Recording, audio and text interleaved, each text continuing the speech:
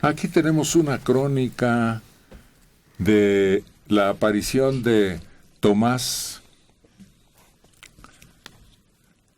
Adeuda al público que llena de bote en bote la Plaza México, dice Guillermo Leal en el periódico Reforma. Joselito desquita el boleto con triunfo de 2 orejas, aunque llenó espectacularmente la Plaza México. José Tomás les quedó a deber a más de 45,000 aficionados, que es el cupo, cuya expectación era tanta y no satisfizo.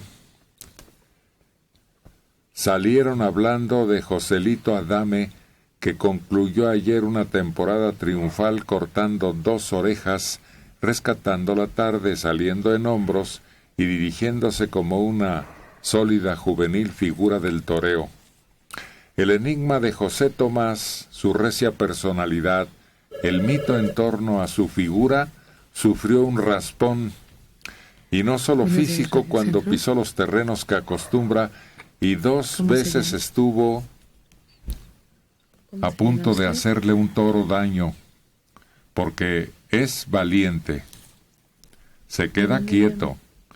Aguantó embestidas de un débil toro de encinos con el que estructuró una faena emocionante, muy de José Tomás, de pasarse cerca a los pitones, aguantar, someter y torear. Le valió una oreja. Hubo protestas y, como no tiene medias tintas, agradeció, pero no dio vuelta al ruedo. A su segundo le pegó muy buenos muletazos, pero a la faena le faltó profundidad. Lo hicieron salir al tercio. Eligieron los toros de las ganaderías, pero no hubo uno que se prestara para faena.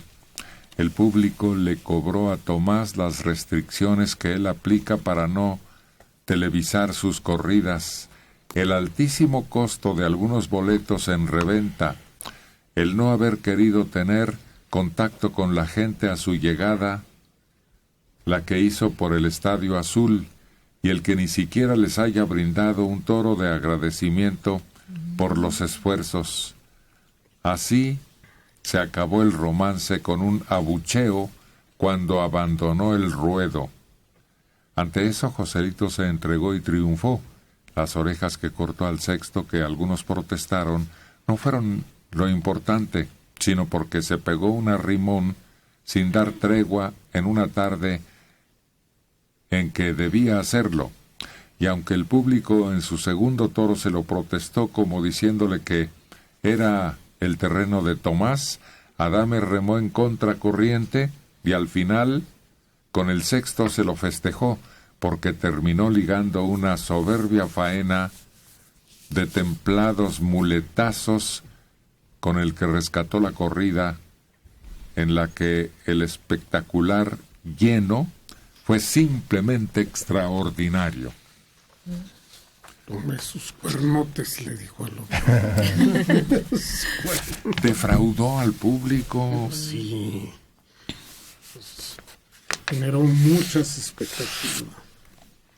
Siempre es mejor la humildad y triunfar que la soberbia y sentirse el muy y fallar.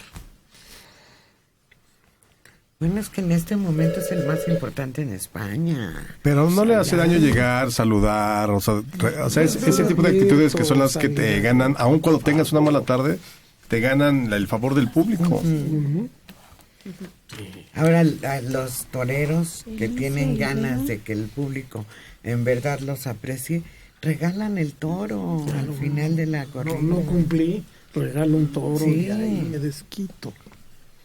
Y ahí me luzco. Y el público lo agradece.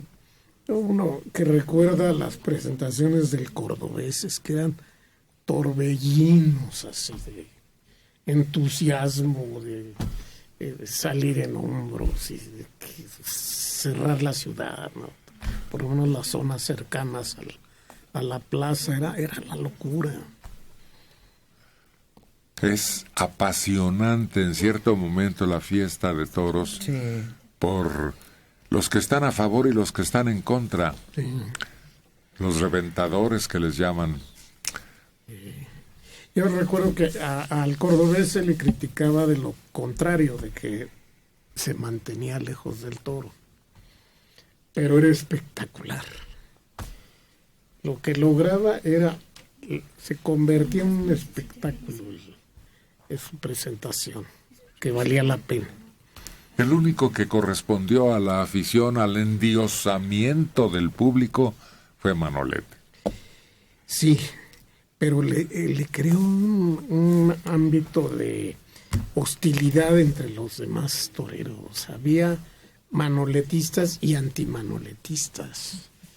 Y es esa presión que ejercían sus rivales lo que finalmente indirectamente tuvo que ver con su fallecimiento.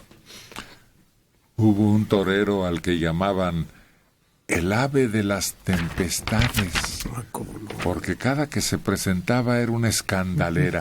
Lorenzo Garza. Sí, era todo un personaje. Es que tenían personalidad aquellos toreros. Tú lo veías y era un tipo, pero que lo distinguías en la calle sin traje de luces y sin nada. Era un personaje conocido. Y llenó de estatuas la ciudad porque tenía lotes de maquinaria de construcción sobre todo, y en todas ellas ponía estatuas él toreando. Tenía una por Peralvillo y otra por Lindavista. Era todo un personaje. No, y no se diga los otros, ¿no?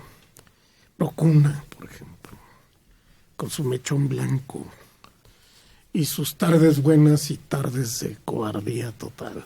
Aquel Arruza que inventó no un pase sino una postura, el teléfono,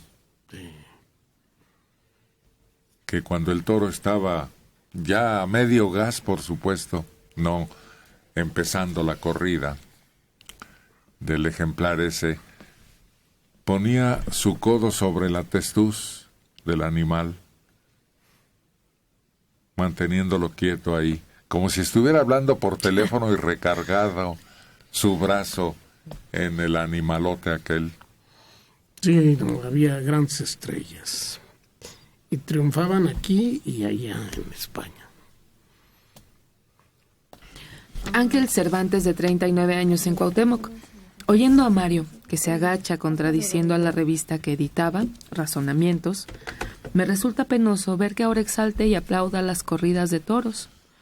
Y a la ignorante de Adela, habría que decirle que entonces celebremos los feminicidios, porque son un escape para el que asesina. Se quedan calmados. Es más, ¿por qué no los empezamos a televisar? Hay que liberar tensiones, ¿no?